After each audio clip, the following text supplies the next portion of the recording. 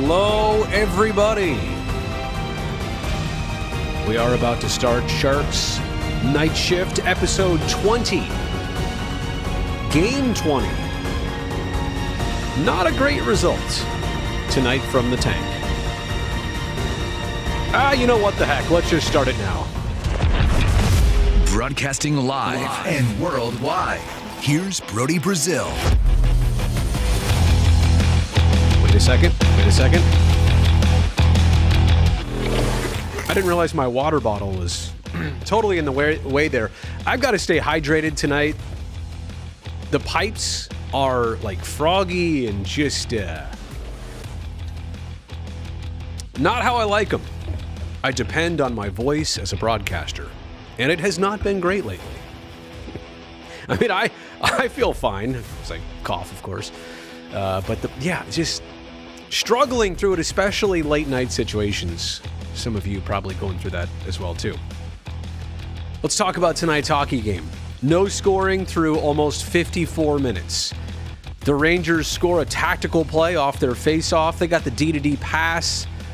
They got the heck of a shot by Jacob Trouba, their captain. That looked to be the goal-scoring play. A closer, slow-motion look reveals that Julien Gauthier, he was actually the one who scored it on the redirect. An unbelievable tip, an angle, and for him to get the stick out there and beat James Reimer, it felt like it would take a goal similar to that to get one past James tonight.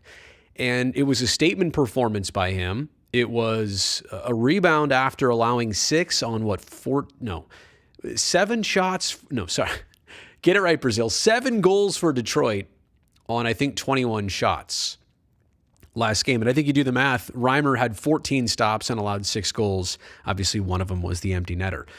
So James Reimer, first off, took all the blame last game, which he did not deserve against Detroit. But he made all the statement tonight. And Randy and Drew, or I think maybe Randy and Hetty said this best, you had a 4-point performance last time out by Karlsson. Couldn't win. Tonight, you had Reimer doing literally everything possible to secure a shutout. That didn't happen. I mean, he played his pants off, and you end up losing 2-1. I do think the late Couture goal was a bit of a statement, right? You could have folded up the tent and packed up and went home tonight with the empty netter scored at 1:07 left on the clock. I like that. I like the fact that the Sharks almost tied the game on what was the second to last shift of the game. I mean, got to say that because it was kept close all night, they offered themselves that opportunity. But at the same respect, right? The Sharks had 4 shots on goal in the third period, and I think it took them more than half the period. I think they got their first shot on goal with about 6 minutes left in the third period. And that, I think, is the frustration of David Quinn. That's why he used the word stunk, sucked. He said, we had no oomph tonight. We had no FU in our battles. Yeah, I'll say it here on the live stream. Who knows who's watching on television, but that's what he said. And I think it was just the lack of being competitive in the game. The Sharks were close in the game, scoreboard-wise, but they were not ultimately competitive throughout 60 minutes. Didn't generate a single, well, I take it back. They did generate a power play. It was the Ryan Carpenter hit on Nico Sturm, but didn't generate a single power play other than that. I think that is a telling stat, as much as I could, spell out here how the Sharks got outshot 15-8, 12-11, and then 16-4 by period.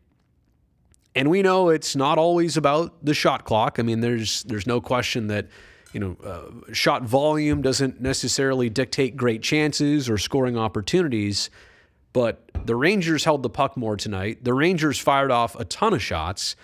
This game could have easily have been 5-1. Easily 5-1. Ask Jimmy Vesey about that. 5-1 instead of 2-1. Reimer was absolute money. And Reimer on his 5th start in a row. Let's remember what happened here. He was part of all 3 of those wins. He was a part of the last game, a 7-4 loss to Detroit, and tonight is part of the 2-1 defeat to the Rangers in regulation. It brings up the other conversation here. The Sharks 1-7-3 now on home ice. 5-4 on the road, which, at the quarter point of the season, playing 500 on the road is a goal of, even good teams. They have a winning record on the road. They're basically 1-10 at home this year. And I think the 1-7-3 part, it softens the blow a little bit because you think, well, they got points in 4 out of 11. Yeah, but 1-7-3 means that you won once and you lost 10 times, right? So that's got to get, resolved, cleaned up. And is there rhyme or reason for being 1-10? Let's just call it that, 1-10 at home. Not necessarily. I think the Sharks have played some of their tougher opponents on the road so far this year. I'm not here to say that, tonight's a Rangers team, that's a winnable game. They're good. They've been playing, kind of 500 hockey as of late. They've got talented players. I mean, that's a formidable opponent. Last game against Detroit, now that was probably a team that was, prime for beating. They had dropped 4 games in a row. Anyway, talked about the home record. I think in order tonight of maybe frustrations, number 1, the game result, obviously. Number 2, what the home record now has become, because that trend is starting to get bigger and more of a focal point than before. Number 3, the third period shots or lack thereof. And number 4 tonight for me is just no power plays generated by the Sharks. Didn't draw any penalties, didn't play that type of game that would get them on the power play, that would get their offense clicking. They kind of reverted tonight to being the team that we saw a lot from them in the first 5-7 games of this year, when they were scoring 0 or 1 or 2 goals on a regular basis. I'm gonna change things up here for just a second. I normally wouldn't ask somebody to plant this question, but I do want to talk about Bay Area Unite. I've got some thoughts that have been brewing on this, and I hope nobody takes offense to them, and I hope nobody takes them too seriously.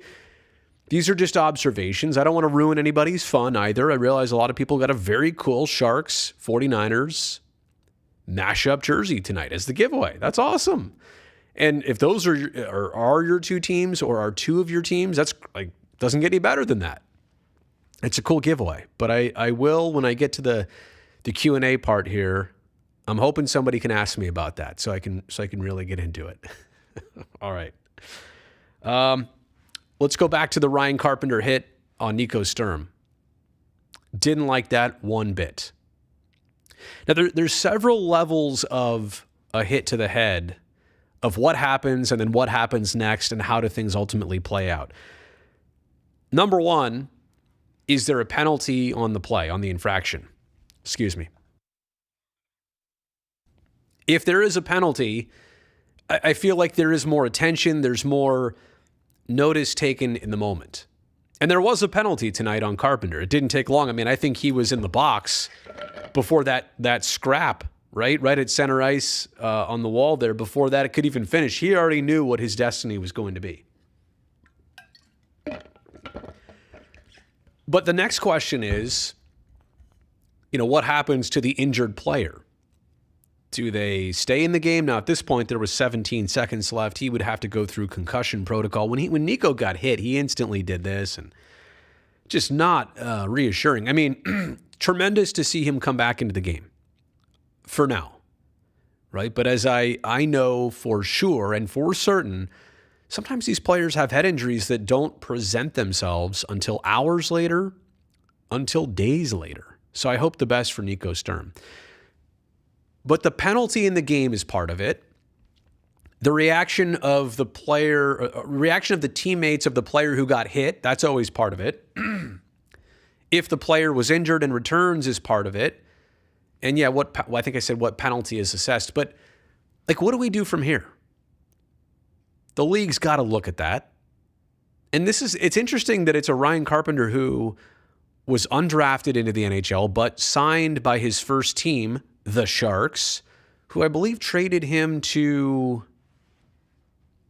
Las Vegas? Man, I got to go back or no, did they release him and he went to Las Vegas? I'm trying to remember what happened with Carp. Anyway, long story short, it's somebody who you know and who laid a dirty hit, and there's no question about it. But what happens next? Do they forget about this? Is it because Sturm came back and played in the game, the league would say, well, maybe it wasn't as bad. No, it was as bad as it looked. And Nico Sturm could have really got hurt. And the only way that he's not concussed is because we're all lucky, if that's what's going to happen here. If there are no ill effects, we also know this. Sometimes hockey players have issues and symptoms and they play them off or play through them, which especially a head injury, I would never sit here and condone that, but I also am smart enough to recognize that happens. So what does the NHL do now? Because he came back, is it no big deal? Because that's ridiculous if that's part of the decision-making process. He wasn't faking it, and if the spotters looked at him and needed to identify him and say, are you okay? Then it says something about the nature of the hit. And accidents happen, but this play was no accident. The way that Carpenter kind of finished the hit, really, I mean, you could have assessed a number of different penalties. You could have assessed a 5-minute penalty instead of the 2-minute minor that was given out. So I think, obviously I didn't like it, but I'm interested to see what happens with it next. And for the Sharks, what does it matter? They're not going to see the Rangers again this season. They're not in the same division or even conference. And so what if Ryan Carpenter gets suspended for one game or suspended for $5,000 or whatever? I think what matters is that in this league, there has to be a tone. There has to be a precedent of you can't do that. You're not doing this in retrospect, to make the situation better for the Sharks or Nico Sturm. You're doing it to try and at this point, prevent Carpenter from ever doing that again or anybody on his team from doing that again. You're trying to kind of send a message there. Man, I'm just a mess. I need to hydrate a little bit more. Are we ready for the live chat? Let's get into the live chat. I do not know. I do not know how long this one's going to go. All right, let's get into Lyle. Tell us again how Quinn really felt about that game. And that was probably the most emotion we've seen from him in a post-game press conference, maybe because it was his former team and he would have loved to have swept them on the season. And maybe because the Sharks, were far away in the game, but also were that close to stealing one. I don't know that he was like fired up necessarily, but I think he was in those comments, using the word stunk and sucked and no F you in our battles, no oomph. He was trying to push buttons and have that message be sent like a lot of coaches do. Only thing worth watching in the game was Reimer, and we saw a little too much of number 47. Quinn wanted to beat his former team at home, definitely didn't hold back, and you can totally tell how frustrated he was in the tone of his voice, like, whoa. That's a good way to put it.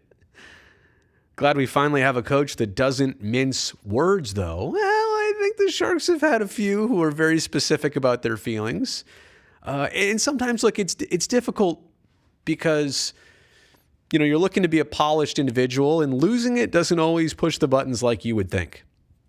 Maybe losing it, for a college team or a younger team, but for professionals, I'm not sure that your head coach losing it over and over, like, you got to be tactical about this stuff. And I think Quinn is, and that's why, again, I don't think we've seen him go even this far tonight as he did. I was supposed to be at the game, but you overslept and missed a flight. Oh, man. It's a bunch of things going wrong. Sorry about that.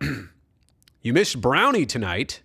I was lonely. It's not easy, by the way. I mean, here I am doing a live show, so to speak. Whoops, there we go. In the conference room, but this is YouTube. This is not like the TV show where there's videos playing and there's things we got to get to and a clock to worry about. It's interesting. I mean, I've already done almost 20 minutes here on YouTube, but doing a TV show by yourself, definitely is different. I'll say this. I missed Hanner tonight. I didn't miss Brownie.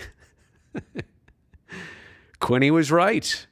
Carpenter may be facing supplemental discipline. You would have to think so. And I'm not saying, this has got to happen. I want revenge. That's not revenge. That's stupid. Like I said, what does it matter to the Sharks if he gets suspended or fined or anything? It's just to try and prevent one other player from getting hit like that again in this league. Sharks needed to respond to that hit on Sturm with some physicality. And that's what Drew said. Physicality or just something in the game like that didn't, and being on the power play did not wake them up. It did not do anything. It didn't really invoke the conflict. It didn't invoke the response. Alden was at the game. Noticed a lot of potential shot blocking opportunities that seemed like were passed on. And that's what he said about the ultimate first goal for the Rangers. It was the D-to-D pass. And I guess I'd have to go back and see who exactly was right in front of Trouba there, who Quinn would have probably liked, a shot block effort in that situation. Let me see what we got here. Laura has 7 out of 10 points when she does pre and post. Is that true, Eddie? Are you keeping the stats? I mean, the Sharks total have 15 points this year, and we've had a handful of ESPN games. I think there's a TNT game coming up. I got to tell you, wait a second. How many of the win streak did I do? Maybe only. No, I did two out of the 3 on the win streak. So, I got to defend myself here, but I do think about superstition. Yeah, Sharks at home. That is a rough one. Sturm didn't sound good in the post-game interview. I thought are you saying physically? I thought he looked fine. I didn't think there was anything questionable there, but I just want to say a lot of times when there's a head injury, it does not present itself until later on. Oh, that's right. Carpenter went to Las Vegas, so I was right about that. He picked up off waivers. I knew it was something like that. Alden says the response from Cunnin and the rest of the boys was immediate and outstanding. Okay, so I will agree with that. I think the point Drew is making is the response in the game situation, not for Cunnin to jump right in there and drop the gloves, but for the Sharks to take offense to that moment and make the Rangers pay. How about this, Brody Bro? I like your screen name. I'm with you. I'm a Rangers fan, and I didn't like that hit. I don't want any player injured. These players have lives beyond a hockey game. And you know what? That's very level-headed of you to say, and I appreciate you telling me your side of it too. I'll be honest. I would say that about, a Sharks egregious hit after the fact. It just, you're trying, and sometimes it is a split-second lack of judgment, and probably that for Ryan Carpenter. I don't think he's a dirty player. I don't think he had bad intentions, but it's that split-second jolt of adrenaline. You do something that maybe you regret even 5 seconds later. AJ says, yes, well, I do like the jerseys we got personally. I feel like you should have been given the jerseys of the warm-up jerseys. Not a single 49er logo on them. Mashup only from the numbers on the back. AJ, I don't know all this for certain, but I wonder about the technicalities of giving away a 49ers jersey, like with their logo on it. Like if there were some copyright things or merchandise, it could be complicated. And obviously the ones the Sharks wore during warm-ups, a little bit more higher end, pro stock, if you will. But that's probably no surprise. And I am going to get to that Bay Area Unite commentary in a second, as soon as I see somebody ask about it. Tough loss. I miss you too, Steven. Moonglow enjoys the A's Sharks mashup t-shirt. Now that is a favorite. In fact, I just saw that one in my dresser the other day. I was cleaning through some stuff and it got a little bit buried. So I'm going to have to put that one back on the top. You know how the rotation works? I only grabbed the shirts off the top. Somehow that one got deep in the pile. So I'm going to have to elevate that one. I'm sure you all already talked about him, but I'm just going to say that Rhymes probably had one of the best nights of this season. Let me see. Let me do the math here. What's 15 plus 16 plus 12? Really, I got to do the math. 31, 43 shots. is what he faced. And actually, only allowed 1 goal. I mean, you think about the empty netter. It's 2 games in a row where the opponent's got an empty netter. And I think last game, that's amazing, right? 7 goals on 21 shots. Tonight, the Rangers on, what did I just say, 43 shots? 2 goals, and 1 of them was an empty netter. Nick, thank you. It's funny. Younger in my career, I would have said, that's rough because people said I look too young. You're too young to be taken seriously. You're too young to be a broadcaster. And quite honestly, when I look back at the old footage, yeah, I was young and I also had a squeaky voice. I mean, I still have kind of a high-pitched voice, and especially when I get excited, but at least now I can kind of get in here and be the old guy. But going gray, voice getting a little bit deeper, but I appreciate you saying that now. Nowadays, I really like that sentiment. I need some last dive bar gear for that desk setup. Well, this is just the conference room at work, so I don't really have free reign over what's around me and behind me. There's actually a lot of, I don't know if people notice this, there's a lot of Giants and Warriors paraphernalia out there in the hallway, at least where that view is. So in the home studio, it's one thing, but here, yeah, this is not my background. This is not my setup. What am I doing for Thanksgiving? Eating my face off and trying to take a nice rest between our Wednesday and Friday game of next week. How is Vegas in first place? They're really good. And guess what? The Sharks beat them. And that's a crazy thing because, again, the Sharks have really played up and down to levels of some teams this year. And I don't know, I don't want to harp on that too much. And I don't think, because I don't know how do you fix that? What's the reason specifically and how do you fix it? I'm only here to observe it and say that I feel like it's a thing. Moonglow says, I like Bay Area Unite. The 49ers cheered us on in the playoffs. Sharks go to their games and A's games. I think it's cool. Okay. All right. Sharks did use the Warriors logo on the Warriors mashup jerseys a few years ago. That's a fair point. I do remember that. Maybe the football team is different. I certainly don't know. I'm warming up. I'm almost in my Bay Area Unite commentary. I don't want to call it a rant, although it might come across as a rant. They played a Bay Area Unite video during one of the stoppages on the center hung scoreboard. Felt weird. Well, maybe it felt weird because key 49er players couldn't even name Sharks players or pronounce Sharks players' names. All right. Am I going to get into that? Let's just, you know what? I'm probably not going to spend a ton more time here on this stream, so let's just get into it. Bay Area Unite. What is it? It's a collaboration, right, among our local pro sports teams. You got the Sharks, you've got the A's, you've got the Giants, you've got the 49ers, and you've got the Warriors. Oh, wait a second. You've also got the San Jose Earthquakes. And that's where I'll begin my commentary on this, maybe my rant on this. I feel like there is a hierarchy in Bay Area Unite that is not a true working relationship. A lot of times it's the attention-rich getting a little bit richer.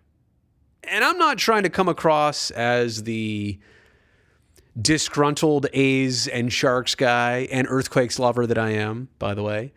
But it does feel like the flow of attention and promotion, it does feel like it goes from one place to the other. And look, I don't want to, if you love this and you love the mashup jerseys, I do too. I think that's really cool. But let me ask you this. When was the last time the Warriors did something to outwardly promote and celebrate the A's? When was the last time the 49ers had Sharks warm-up mashup jerseys? And I know in football that's not, really a thing. Like in hockey, it is a thing. You can wear a different warm-up jersey out there, do a mashup. But What Sharks real push and collaboration have the 49ers ever done? I don't want to ruin relationships here. I love the fact that these teams are working together and that they like each other. And a lot of this happens on social media, which is cool too, because it's easy, it's visible, it's free, doesn't cross lines or get anybody into like copyright or marketing, infringements. Like it's safe. But in terms of like who pats who on the back, does it seem like all the attention goes to, let's be honest, the 49ers and the Warriors? Warriors are winning titles. They just did so. And they did so years prior to that. And football is universally loved. And football's one day a week. And, like in the Sharks case, football is now like right up the road. It's not a hike up 101 from San Jose and like Santana Row to Santa Clara and Levi Stadium. That's a quick drive. Heck, you could take VTA there, the light rail. My point is just that Bay Area Unite, as nice as we all kind of think it is and everybody's playing along, let me go back to where I started here. Who does anything for the Earthquakes? Now, the A's have because they have common ownership. Do the Giants have an Earthquakes night? And maybe I missed it. Look, you can correct me if I'm wrong here, but I'd also ask you to prove it to me that these top-tier hierarchy teams are making the relationship reciprocal. I don't think that they are. So I'm not here to say do away with Bay Area Unite. I'm not here to say make it go away or I can't stand it. It's not that. I really do. And tonight, look, the Sharks gave out the mashup jerseys. And like I said before, some fans, if those are your two teams, 49ers and Sharks, you got a cool piece right there. You got something that not everybody has. They're your two teams. What's better than that? But when do the 49ers, show equal love? I mean, I have an A's Sharks mashup shirt from probably 5-6 years ago now. I lost track of time. So they've done that. But again, Giants, 49ers, Warriors, and it seems like everything is floating up to that. Just spread the love a little bit. Make this thing a true collaboration. So I'm interested to hear what people have to say about that. Am I close? Am I far off? Does that make sense? Warriors give away mashup bobbleheads with the Sharks. Oh, that's right. It was when Kevin Durant was on the team. Wasn't he a goalie? Wasn't he wearing like Martin Jones's jersey and pads and stuff in the bobblehead? Okay, Dan, I still have a Kevin Durant Sharks bobblehead. Okay, all right. I'll give you that. It's been a while, but I'll give you that. Giants did a hat and jersey. Warriors have done 3 jerseys. But for who? If it's the Warriors doing it for the 49ers, again, we're talking about we need to get it the length and the width of Bay Area Unite. It can't just be, we'll play nice, but you know what I'm saying? It can't be up and downhill. Everybody's got to be on level ground. Alden agrees 100%. Louis S., preach, Brody. Couldn't agree more. Okay, so I'm not that far off here.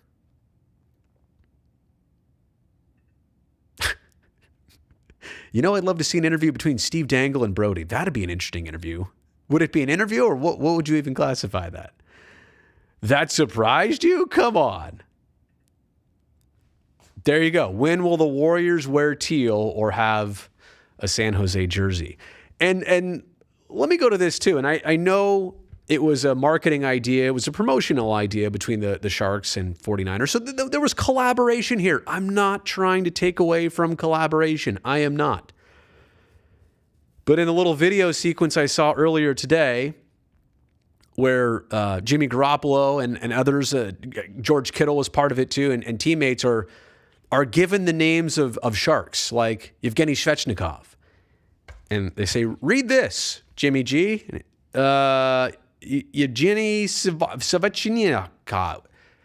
I mean, I get it. But a lot of people can name almost every 49er player, and there's no mistakes in that pronunciation. Like, what are we getting into there when we do that? I don't even know who you guys are. Again, I'm not trying to, pour cold water on somebody's idea of chemistry and fun and all that stuff. But that kind of situation is emblematic of, the 49ers are way up here. Everybody else is down here. Nobody else cares. If it's truly Bay Area unite, it would be great to see A's players at a 49ers game, 49ers players at an A's game, Giants players at a Sharks game. I mean, let's really mingle here. So, anyway. This is a good one. Our players couldn't even draw the Niners logo. Well, and you know what? I mean, you get hockey players who are globally based, right? And then you get football players who are generally from all parts of the United States. And I wouldn't even say North America. Like NFL players largely from the 48 continental United States and all 50 total. So look, that's kind of my rant on this stuff. If you're watching this later, let me know what you think in the comments. Bay Area Unite, it's a thing. It'll continue to be a thing. I'll support it. I will never play it down. I just think it can be a little bit more equal and equitable for everybody. Okay. I'm going to make that into a separate video in case you couldn't tell the way I was kind of selling it there. I mean, I've been thinking about that for a while, and a night like tonight, it's got to be brought up. All right. I think that's going to do it for the old night shift. Wow, getting late here on a Saturday night. But why is somebody asking me, is Chris Davis on the Sharks now? We're not mashing up we're not trading players here. We're just showing appreciation from one team to the next. All right, everybody. Be safe. Have a good rest of your weekend. Stay warm. It's getting cold out at night. When I get out of my car at home, I'm going to go, whoa, it's like 40-something degrees out here. So that does it for Night Shift. Take care, everybody. We will see you on Monday at the latest, if not sooner.